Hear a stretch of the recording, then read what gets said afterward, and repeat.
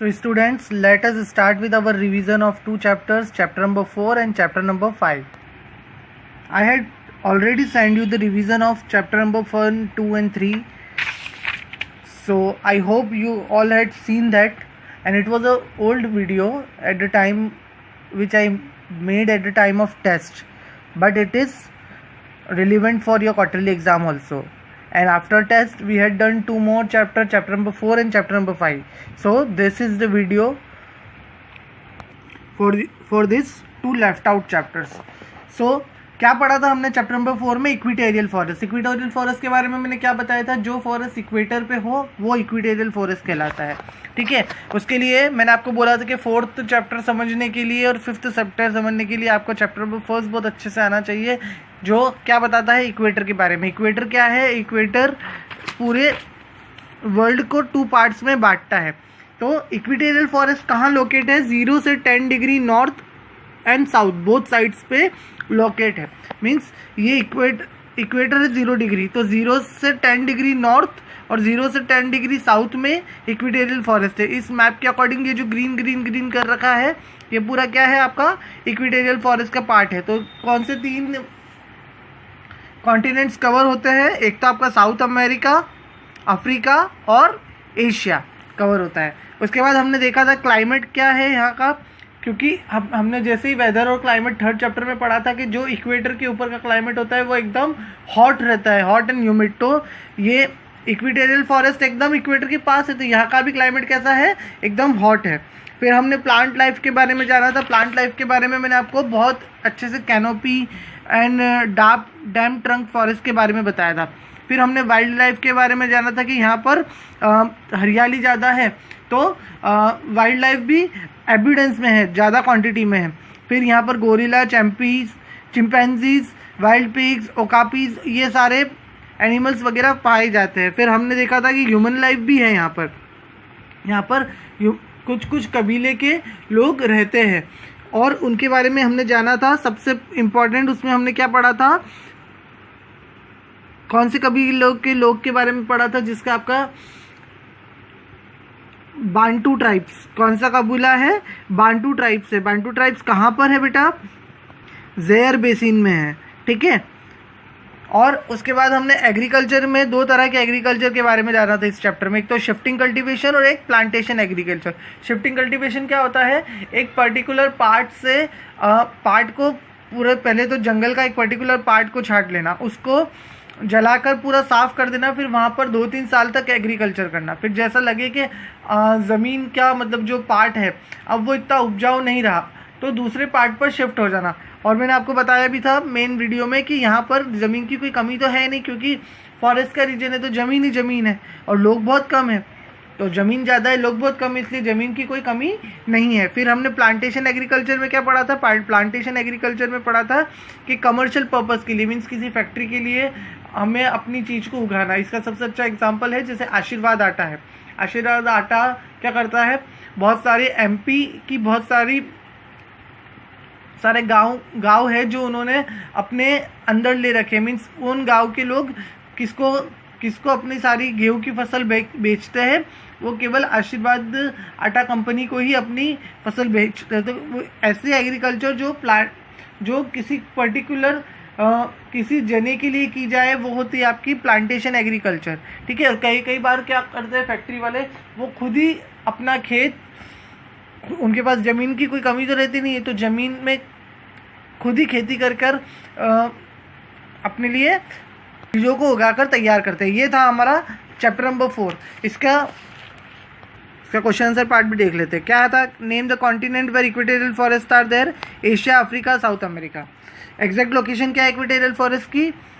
0 degree से 10 degree on both sides of equator. Equatorial forest को evergreen forest क्यों कहा जाता है? क्योंकि इसके जो ट्रीज़ हैं वो ऑल टाइम ग्रीन रहते हैं. ठीक है. क्लाइमेट क्या है? हॉट है और यहाँ का डे और नाइट बिल्कुल सेम रहता है. फिर शिफ्टिंग कल्टीवेशन और प्लांटेशन एग्रीकल्चर के बारे में तो मैंने आपको अभी बताया. फिर एक्सरसाइज में क्या था? The equatorial forest lies in torrid zone. The equatorial region does not have winter season. यहाँ पर विंटर सीजन नहीं होता है. ठीक है. People in the region have, कौन सी एग्रीकल्चर करते हैं? शिफ्टिंग एग्रीकल्चर करते हैं। और किसी पर्टिकुलर क्रॉप को किसी के लिए उगाना वो कमर्शियल एग्रीकल्चर होता है। फेमस एनाकोंडा कहाँ पर है? अमेजोन बेसिन में है। The equatorial rainfall is light between 0 से 10 डिग्री नॉर्थ एंड साउथ। कौन से ट्राइब के लोग रहते हैं ज़ेयर बेसिन में? Bantu tribes. फोर्थ में भी सेम रिपीट है।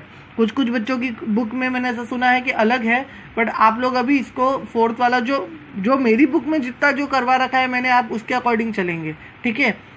हो सकता है कि आपकी बुक में कुछ अलग हो सकता है, ठीक है। The equatorial trees have broad leaves and branches, ठीक है। There is dash growth of natural, healthy growth of natural vegetation है, ठीक है। और कौन से ट्रीज है इक्वेटोरियल फॉरेस्ट में? इबोनी और महागनी। वन वर्ड में ये मेरी बुक पुरानी है, तो rainfall is accompanied with thunder storm in, ये इक्वेटोरियल फॉरेस्ट पूरा डैश है, ठीक है। थंडर स्टॉर्म के साथ रेनफॉल कहाँ होती है? इक्वेटोरियल फॉरेस्ट में। इक्वेटोरियल रीजन को एवरग्रीन फॉरेस्ट भी कहा जाता है। इंसेक्ट कौन से फाउंड होते हैं? Mosquitoes and spider.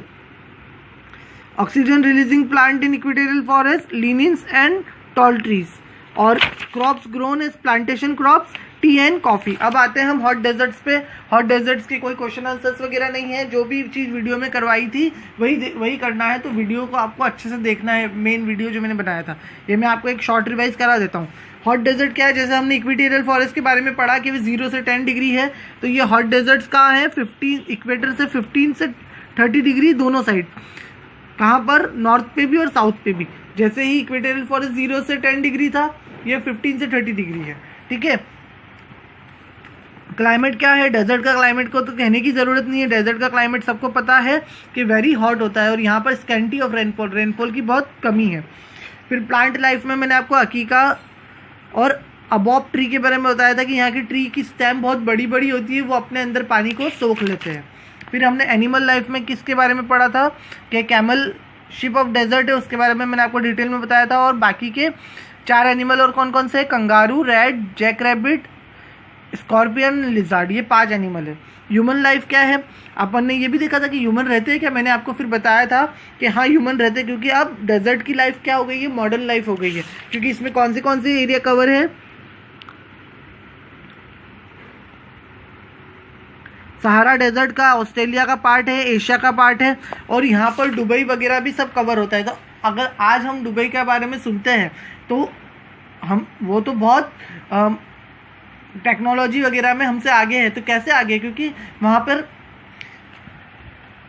तेल के कुएं हैं, और वो उन तेल के कुओं से पैसे कमा कर उन्होंने जो अपना लाइफस्टाइल है वो टेक्नोलॉजी की मदद से पूरा चेंज कर दिया है। उनकी ट्रेडिंग काय में होती है? ट्रेडिंग होती है रक्स क्या होता है? कालीन, रक्स, डेट्स, फूड ग्रेन, कारपेट्स में, ठीक है। वहाँ फार्मिंग भी होने लग गई है। मैंने आपको बताया कि टेक्नोलॉजी आ गई है, तो टेक्नोलॉजी के साथ उन्होंने अब डेजर्ट को, अब देखा जाए तो आपको ऐसा डेजर्ट जैसा लगेगा ही नहीं, ऐसा लगेगा कि ये तो कोई डेजर्ट का पार्ट हो ही नहीं सकता, ठीक है।